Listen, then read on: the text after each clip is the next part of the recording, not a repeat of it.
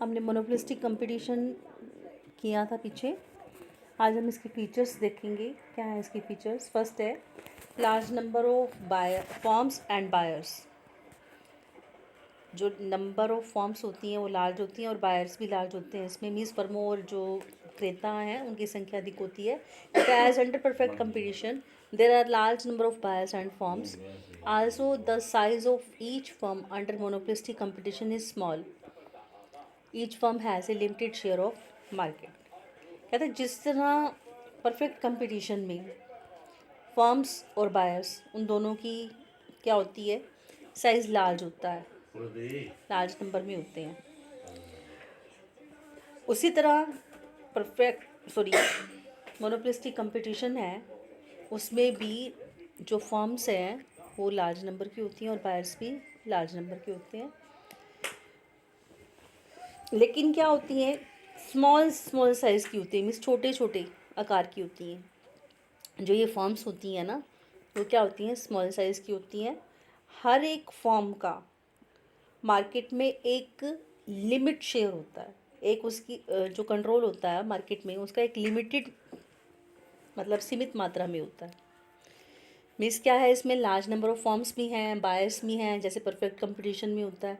लेकिन इसमें monopolistic competition में क्या होता है, हर एक फॉर्म का साइज़ स्मॉल होता है, छोटा होता है, और सिर्फ हर एक फॉर्म का मार्केट पर एक लिमिटेड शेयर होता है, मीन्स सीमित मात्रा में ही नियंत्रण होता है।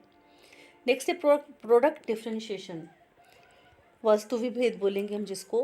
कहते हैं the distinct feature of monopolistic competition is product differentiation. जो एक इसकी मेन फीचर है मोनोपोलिस्टिक कंपटीशन की, वो क्या है, प्रोडक्ट डिफ्रेंशिएशन। इसको हम बोलते हैं वस्तु विभेद। वस्तु विभेद मतलब तो the number of forms is large but their product differ from one another in colour, shape, brand name, durability etcetera.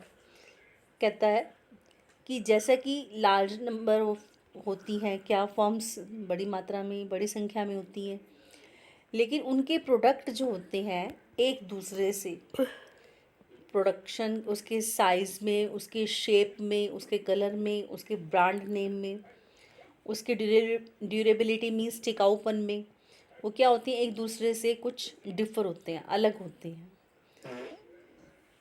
These product are close substitute. ये जो होते हैं प्रोडक्ट एक दूसरे के क्लोज सब्स्टिट्यूट होते हैं, निकटतम प्रतिस्थापन होते हैं। जैसे आपको एग्जांपल देते हैं हम सोप का। Product differentiation has many example in, जैसे इन केस ऑफ सोप्स है, वी हैव सेवरल ब्रांड, कई ब्रांड के मिलते हैं सोप, जैसे लक्स का है, हमाम का है, गोदरेज का है, पियर्स का है, पाल्मोलिव का है।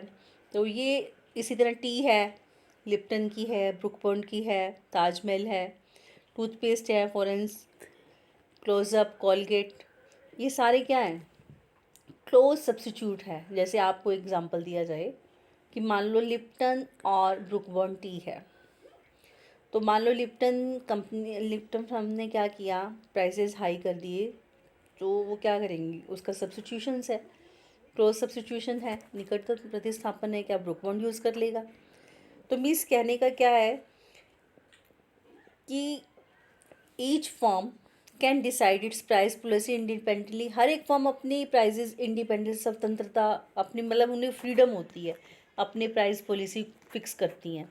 So that each form has a partial control over the product. इसलिए जो प्राइस पर कुछ एक कंट्रोल होता है इन फॉर्म्स का, हर एक फॉर्म का प्राइस पर पार्शल कंट्रोल होता है। पार्शल कंट्रोल होता है तो जैसे अभी मैंने आपको बताया कि वस्तु विभेद होता है, मीन्स प्रोडक्ट तो जैसे टी है, आपको बताया लिप्टन भी है, ब्रुक बॉन्ड भी है, दोनों क्या है, ब्रांड नेम है इनके।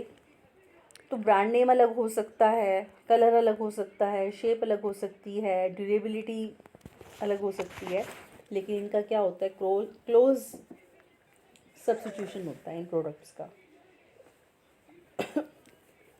और इनका क्या होता है, हर एक फर्म की अपनी प्राइस पॉलिसी होती है, मीन्स अपने आप वो प्राइस फिक्स कर सकती है, दूसरे कंपटीटर को देख के हो सकता है प्राइसेस कम कर दे। तो हर एक फर्म का जो है पार्शियल कंट्रोल होता है प्रोडक्ट पे, जो प्रोडक्ट की वो प्राइसेस फिक्स करती है उस पर पूरा पूरा नियंत्रण नहीं होता। क्या होता है, कुछ एक ही नियंत्रण होता है। जैसे आपने परफेक्ट कंपटीशन में किया था, परफेक्ट कंपटीशन में जो फर्म होती है वो प्राइस का उस पर कोई भी कंट्रोल नहीं होता।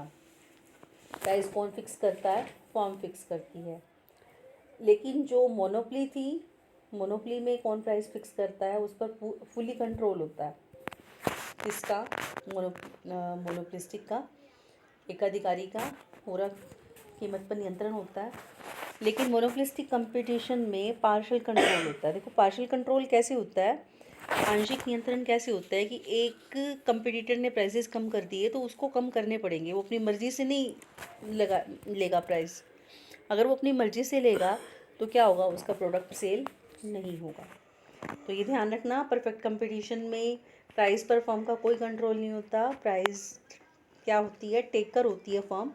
लेकिन जो मोनोपोली में है फुली कंट्रोल होता है, वो अपने मन चाहे पैसे वसूल कर सकता है। और जो मोनोपोलिस्टिक कंपटीशन है उस पर क्या होता है, पार्शियल कंट्रोल होता है। नेक्स्ट है आपका point, freedom of entry and exit of firms. फर्मों की एंट्री होने पर, प्रवेश होने पर और छोड़ने पर फ्रीडम होती है उन्हें। The firms are free to enter into और exit firm from the industry, but new firms have no absolute freedom of entry into industry. They may have to face several difficulties. Product of some firms may be legally patented. New firms cannot produce those products. No rival firm can produce and sell a patented item like woodland shoes. कहते हैं monopolistic competition में जो firm को exit होना या entry करना, उनकी क्या होती है, फुली फ्रीडम होती है कि वो फर्मों में एंटर भी कर सकती हैं, उनको छोड़ भी सकती हैं। लेकिन इन्हें जैसे परफेक्ट कंपटीशन में फ्रीडम होती है नई फर्मों को एंटर करने की, तो उसी तरह फ्रीडम नहीं होती। But new firms have no absolutely freedom into industry. उन्हें कई प्रॉब्लम, कई डिफ़िकल्टीज़ को फेस करना पड़ता है। प्रोडक्ट ऑफ सम फॉर्म्स में बी लीगली पेटेंटेड, मतलब कि क्या है, उन्हें कुछ फर्म्स होती हैं, उनके प्रोडक्ट को लीगली पेटेंट कराना होता है, मीन्स कानूनी रूप से उनका पेटेंट कराना पड़ता है। तो उनका प्रोडक्शन जो है वो दूसरी फर्म्स नहीं कर सकती। जिन फर्म्स ने पेटेंट करा लिया अपने प्रोडक्ट तो उनका प्रोडक्शन नई फर्म्स नहीं कर सकती हैं। जैसे इसने एग्जांपल दिया है वुडलैंड शूज़ का। वुडलैंड शूज़ का क्या पेटेंट हुआ, तो उसने क्या कोई और जो है फर्म एंट्री करके वुडलैंड शूज़ को नहीं बना सकती है। फ्रीडम होगी लेकिन कुछ एक क्या आएंगी, डिफ़िकल्टीज आएंगी, प्रॉब्लम्स आएंगी, जिस कारण से थोड़ा मुश्किल होता है एंट्री करना। नेक्स्ट है सेलिंग कॉस्ट, विक्रय लागत। कहता है each firm has to spend a lot of advertisement of its product. Monopolistic competition की एक ये फीचर भी है क्या, कि हर एक फर्म को अपने प्रोडक्ट को बेचने के लिए क्या करना पड़ता है, एडवर्टाइजमेंट करना पड़ता है। In order to sell more unit of product, it gives wide publicity of its product in newspapers, cinemas, journals, radios, TVs, etc. कहता है फर्म को अपने प्रोडक्ट को मोर यूनिट्स बेचने के लिए, ज़्यादा से ज़्यादा बेचने के लिए न्यूज़पेपर्स में देना पड़ेगा, सिनेमास के बाहर देखते हो पब्लिसिटी के लिए लगा रखे होते हैं, पेपर पे लिखा हुआ होता है। जर्नल्स में, न्यूज़पेपर जो पत्रिकाएं होती हैं उसमें, रेडियो पे, टीवी पे एडवर्टाइजमेंट आती हैं। किस लिए आती हैं एडवर्टाइजमेंट, किस लिए आती है, प्रोडक्ट को सेल करते हैं, इसलिए उसकी पब्लिसिटी के लिए एडवर्टाइजमेंट देते हैं।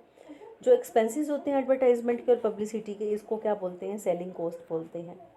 इन सब पर जो एक्सपेंडिचर होता है, जो न्यूज़पेपर में देने पर, सिनेमा हॉल्स में देने पर, एडवर्टाइजिंग के, जर्नल्स में देने पर, रेडियो पे, टीवी पे जो भी एक्सपेंसेस होता है, तो वो क्या कहलाती हैं, सेलिंग कॉस्ट कहलाती हैं। सेलिंग कॉस्ट क्या होती हैं, जो प्रोडक्ट को सेल करने के लिए जो एडवर्टाइजमेंट दी जाती है।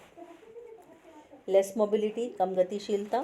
There is no perfect mobility of factor, goods and services. तो मोनोपोलिस्टिक कंपटीशन में जो प्रोडक्शन के जो फैक्टर हैं, उत्पादन के जो साधन हैं, और जो गुड्स हैं, वस्तुएं हैं और सेवाओं में, उनमें क्या होती है, लेस मोबिलिटी होती है। गतिशीलता क्या होती है, इनमें कम होती है।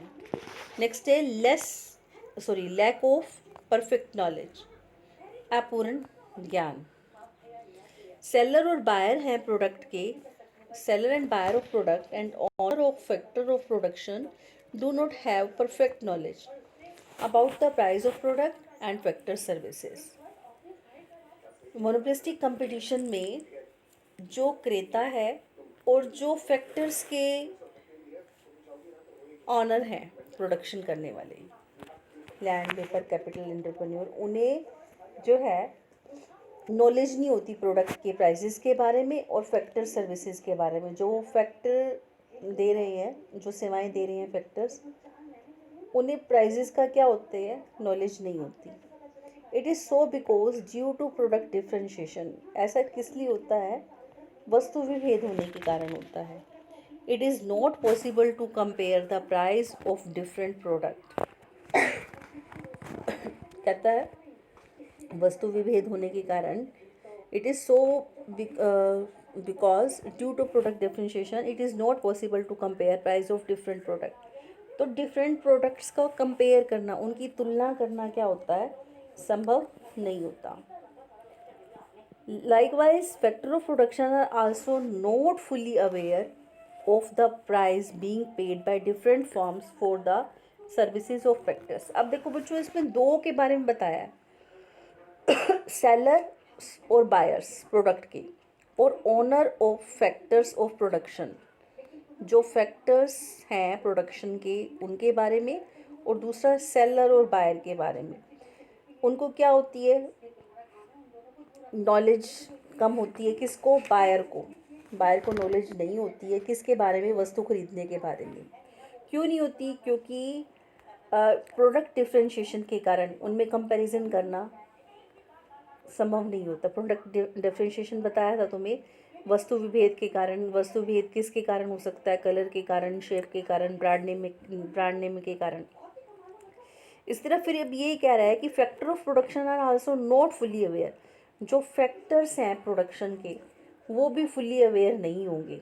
वो भी क्या करेंगे, फुली अवेयर नहीं होंगे, कि उन्हें पूर्ण ज्ञान नहीं होगा किस बारे में, कि price being paid by different firms for the services of the factors.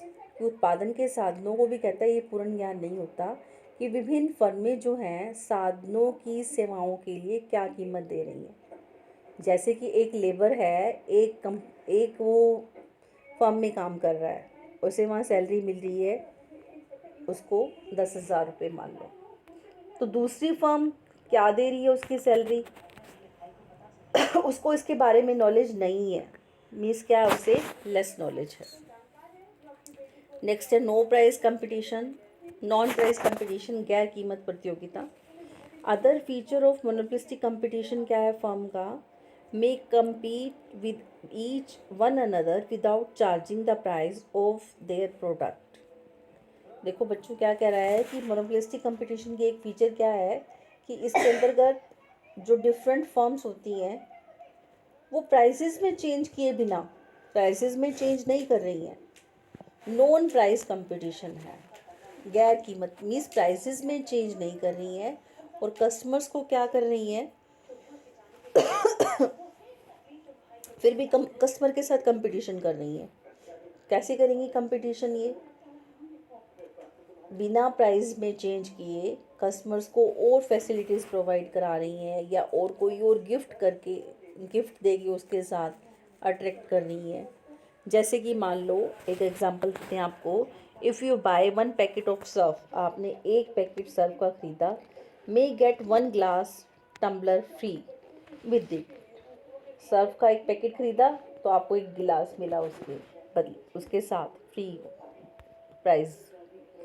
तो and on the purchase of 1 packet of Rin, और अगर आप एक रिन का पैकेट खरीद रहे हैं, you may get 1 stainless steel tea spoon, और आपको क्या मिल रहा है, एक उसके साथ स्टेनलेस स्टील का चम्मच साथ में मिलता है।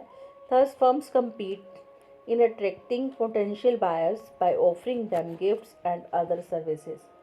इस तरह फर्म अपने कस्टमर्स को क्या कर रही है, अट्रैक्टिव करने के लिए उन्हें गिफ्ट्स और सर्विसेज प्रोवाइड करती हैं और आपस में क्या करती हैं, कंपटीशन करती हैं। दिस काइंड ऑफ कंपटीशन, इस तरह के कंपटीशन को क्या करते हैं, नॉन प्राइस कंपटीशन। देखो प्राइस में चेंज नहीं हुआ, उनके साथ क्या कर रहा है, वो गिफ्ट दे रहा है, तो इसलिए क्या हो रहा है, कंपटीशन हो रहा है उसमें। The consumer develop liking for a particular product, तो इसलिए जो कंज्यूमर है उस पर्टिकुलर जो है गुड को, प्रोडक्ट को लाइक करता है। किस लिए लाइक करता है, उसे पता है कि इसके साथ ये गिफ्ट मिलेगा। अगर उसे अट्रैक्ट करता है ना, उसे बताता है कौन, उसे नॉलेज नहीं है कंज्यूमर को, लेकिन वो क्या करता है, सेलर उसे बताता है कि आप ये प्रोडक्ट खरीदोगे तो आपको इसके साथ क्या मिलेगा, ये गिफ्ट मिलेगा। They would buy that very product even if its price is higher than the product of other firms. तो वो क्या करता है, दे वुड बाय, वो इसे खरीदना चाहेंगे, very product even if price, चाहे उसके प्राइसेस हाई भी हैं दूसरी फॉर्म की, क्योंकि उनको किस चीज़ का वो हो गया, अट्रैक्ट हो गए ना उसकी तरफ। किसकी तरफ, कि उसके साथ प्राइस, उस गिफ्ट मिल रहा है। More can be sold only at lower price, सिर्फ कम प्राइसेस पर ही ज़्यादा जो है मोर क्वांटिटी को बेचा जा सकता है। मोनोपोलिस्टिक कंपटीशन में एक फर्म सेल करती है अपने प्रोडक्ट को तब जब उसके प्राइसेस क्या होंगे, लो होंगे। अकॉर्डिंगली फर्म्स डिमांड कर्व क्या होगा, मोनोपोलिस्टिक कंपटीशन का भी डाउनवर्ड स्लोप होगा, जैसे मोनोपोली में होता है। एवरेज एंड रिवेन्यू कर्व, औसत और सीमांत आगम curve. Average revenue and marginal revenue curves also different, अलग अलग होते हैं परफेक्ट कंपटीशन में, जैसे इस फिगर में दिखाया गया है। इनका स्लोप भी डाउनवर्ड होता है, लेफ़्ट टू राइट होगा। इसका मीन्स क्या है, एक सेलर जो है अपने प्रोडक्ट को तभी ज़्यादा सेल कर सकता है जब वो उसके प्राइसेस को क्या करेगा, कम करेगा। पार्शियल प्राइस कंट्रोल, आंशिक कीमत नियंत्रण, ये मैंने आपको पहले ही बताया है। अंडर मोनोपोलिस्टिक कंपटीशन में क्या होता है, हर एक फर्म का लिमिटेड कंट्रोल होता है प्राइस पे। In that case firm has partial control over the price, कुछ एक आंशिक नियंत्रण होता है। Under monopolistic competition average price of A commodity is determined by the market force of demand and supply. इस स्थिति में क्या होता है, एक अधिकार प्रतियोगिता की स्थिति में, मोनोपोलिस्टिक कंपटीशन की सिचुएशन में क्या होता है, किसी वस्तु की जो प्राइजेज हैं, एवरेज प्राइजेज हैं, वो किसके डिटरमाइंड किए जाते हैं, मार्केट में जो डिमांड है वो सप्लाई की फोर्सेस द्वारा ही डिटरमाइंड होते हैं। Product differentiation enables a firms under monopolistic competition to have partial control over the price of the product। तो क्या कह रहा है फिर कि लेकिन एक फर्म जो है प्रोडक्ट डिफरेंशिएशन के कारण प्राइसेस को कुछ ही क्या कर सकती है, अफेक्ट कर सकती है, प्रभावित कर सकती है। ठीक है, मीन्स क्या है, मोनोपोलिस्टिक कंपटीशन में फर्म जो है प्राइस पर ना तो फुली कंट्रोल होता है और ना ही ज़ीरो कंट्रोल होता है, एक लिमिटेड कंट्रोल होता है, पार्शियल कंट्रोल होता है। मोनोपोलिस्टिक कंपटीशन में जो प्राइसेस हैं कमोडिटी के वो डिटरमाइन किए जाते हैं मार्केट फोर्स की डिमांड और सप्लाई के द्वारा। प्रोडक्ट डिफरेंशिएशन होने के कारण मोनोपोलिस्टिक कंपटीशन में कुछ एक पार्शियल कंट्रोल होता है, किसका, फर्म का। नेक्स्ट है आपका comparison between monopoly and perfect competition. बच्चों ये आप लोगों को पहले आपको मोनोपोली का मीन्स भी पता है, उसके बारे में भी बता दिया, मोनोपोलिस्टिक कंपटीशन के बारे में बता दिया। मैं आपको सिर्फ इसका ओवरव्यू दूंगी, आप लोगों ने खुद ने रीड करना है इसे, और प्रॉब्लम होगी तो मुझसे डिस्कस कर सकते हैं। तो फर्स्ट नेचर ऑफ प्रोडक्ट है। नेचर ऑफ प्रोडक्ट क्या है, परफेक्ट कंपटीशन में क्या होती है, ऑल फर्म्स के जो प्रोडक्ट होते हैं होमोजीनियस होते हैं, एक जैसे होते हैं परफेक्ट कंपटीशन में। लेकिन जो है मोनोपोली में होमोजीनियस हो भी सकते हैं और नहीं भी हो सकते। Next number of seller and buyers, जो परफेक्ट कंपटीशन है उसमें नंबर ऑफ बायर्स और सेलर्स जो होते हैं होमोजीनियस प्रोडक्ट के काफ़ी बड़ी संख्या में होते हैं। No single seller by charging this supply और no single buyer by changing his demand can influence the price. कहते कोई भी फर्म अपनी सप्लाई में चेंज करके या कोई भी बायर है अपनी डिमांड में चेंज करके उसके प्राइसेस को अफेक्ट नहीं कर सकता। मीन्स परफेक्ट कंपटीशन में क्या होता है, प्राइस कौन फिक्स करता है, इंडस्ट्री जो फिक्स करती है वही लेना पड़ता है किसको, फर्म को, और जो बायर है उसको भी उसी प्राइसेस पे ही खरीदना पड़ता है। A group of firms producing homogeneous product is called industry. फर्मों का समूह जो है जो होमोजीनियस एक जैसी वस्तुओं को बेच रहा है वो इंडस्ट्री कहलाता है परफेक्ट कंपटीशन में। जबकि मोनोपोली में एक सिंगल सेलर होता है, एक अकेला बेचने वाला होता है, एंड डिफरेंस बिटवीन फर्म और इंडस्ट्री में कोई डिफरेंस ही नहीं होता। Total supply comes only from one firm under monopoly. Total supply क्या होती है, एक ही फर्म से होती है मोनोपोली में। एक डिस्टिक्शन और एंट्री कहते हैं परफेक्ट कंपटीशन में जो है कोई रिस्ट्रिक्शन नहीं होती, नई फर्म्स आ सकती हैं जा सकती हैं, उन पर कोई रिस्ट्रिक्शन नहीं होती। लेकिन जो मोनोपोली में है उसमें नई फर्मों के एंट्री पर क्या होती है, रिस्ट्रिक्शंस होती हैं। Price and output of commodity, वस्तु की कीमत और आउटपुट में उत्पादन। A firm is a price taker under perfect competition. आपको पता है ये बार बार बताया गया कि प्राइस टेकर होती है, so can not influence the price, इसलिए कीमत को प्रभावित नहीं कर सकती। जो डिसीजन लेते हैं फर्म के बारे में, the only decision that a firm takes is how to produce, सिर्फ ये कहती है कितना प्रोडक्शन करना है। जो इंडस्ट्री ने प्राइस फिक्स कर दिया है ना उस पर कितना प्रोडक्शन करना है, so that it should be equilibrium, ताकि वो संतुलन की स्थिति में रह सके।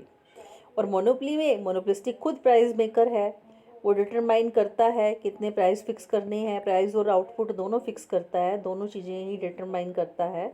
It is so because when one of the two is determined the other also gets determined automatically. तो वो दोनों ही निर्धारित करता है। मीन्स एक अधिकारी जो है उत्पादन की मात्रा और कीमत दोनों में से किसी एक को निर्धारित तो कर सकता है और वो दोनों को निर्धारित नहीं कर सकता। इसका कारण क्या है कि अब वो खुद ही फैक्टर एक तत्व निर्धारित होगा तो दूसरा अपने आप हो जाएगा। देखो बच्चों क्या कह रहा है, परफेक्ट कंपटीशन में क्या होता है, वो सिर्फ प्राइस चेकर होता है, सिर्फ वो ये डिसाइड करता है जो इंडस्ट्री ने प्राइस फिक्स कर दी उस पर कितना प्रोडक्शन करना है ताकि वो इक्विलिब्रियम की सिचुएशन में रह सके। लेकिन जो मोनोपोली में वो प्राइस मेकर भी खुद होता है, और प्राइस मेकर है तो मोनोपोलिस्टिक जो है प्रोडक्शन की दोनों में से किसी एक को फिक्स करता है। देखो बच्चों क्या कर रहा है, ही मे डिटरमाइन आइदर प्राइस या आउटपुट, या तो प्राइस फिक्स करता है या output, but he can not determine both, दोनों नहीं फिक्स कर सकता। इसका कारण क्या है कि it is so because when one of two is determined then other also gets determined automatically. Means जब उनमें से एक प्राइस को फिक्स करेगा तो अपने आप ही उसका आउटपुट क्या हो जाएगा, अपने आप ही निर्धारित हो जाएगा। Next different regarding output and price.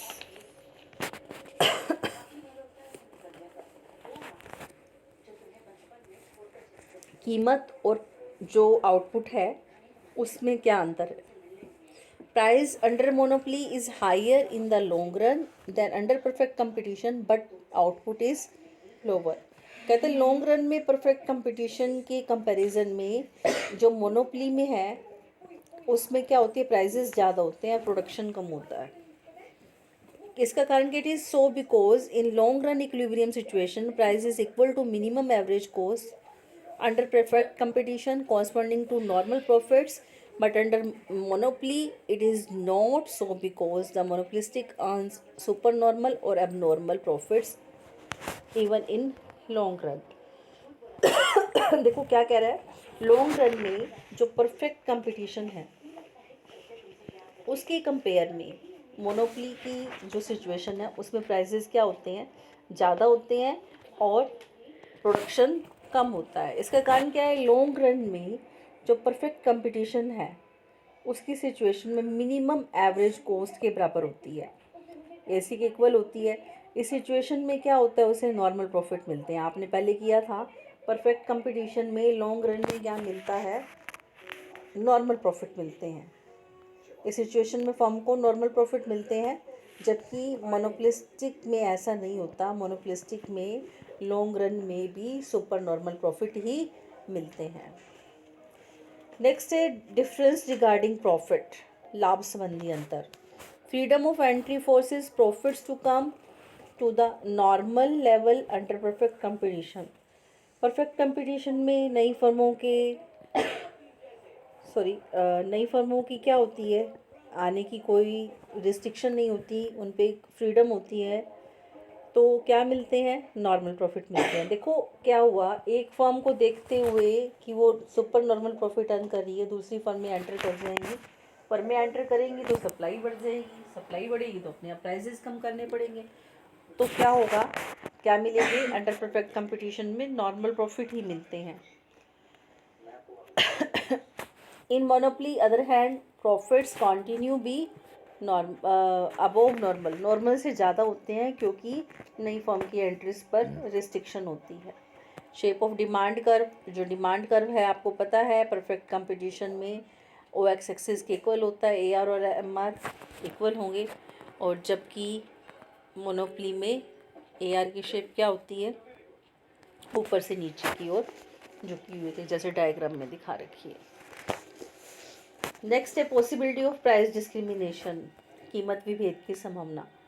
जो परफेक्ट कंपटीशन है, फर्म चार्ज यूनिफॉर्म प्राइस, एक जैसे ही प्राइजेस लेती है सभी बायर्स से, कोई प्राइस डिस्क्रिमिनेशन नहीं होता, कोई कीमत विभेद की संभावना नहीं होती। लेकिन मोनोपोली में जो प्राइस डिस्क्रिमिनेशन है वो पॉसिबल होता है, कीमत विभेद होता है, वो संभव होता है। एक मोनोपोलिस्टिक कैन चार्ज कर सकता है different price for the same commodity from different persons और for different uses from the same person. कहता है इसके विपरीत क्या होता है, मोनोपोली में प्राइस डिस्क्रिमिनेशन होता है, एक मोनोपोलिस्टिक क्या कर सकता है, एक ही प्रोडक्ट को डिफरेंट पर्सनस को या एक ही पर्सन को डिफरेंट यूजेस के लिए अलग अलग प्राइसेस पे बेच सकता है। इसका कहने का मीन्स क्या है कि एक प्रोडक्ट है वो डिफरेंट पर्सनस को अलग अलग, अब जैसे कि जो उसका मान लो ओल्ड पुराना कस्टमर है उनको सस्ता दे रहा है, जो नया आ रहा है अननोन है उसको ज़्यादा दे रहा है। तो मिस क्या कहने का है कि प्राइस डिस्क्रिमिनेशन की सिचुएशन पाई जाती है।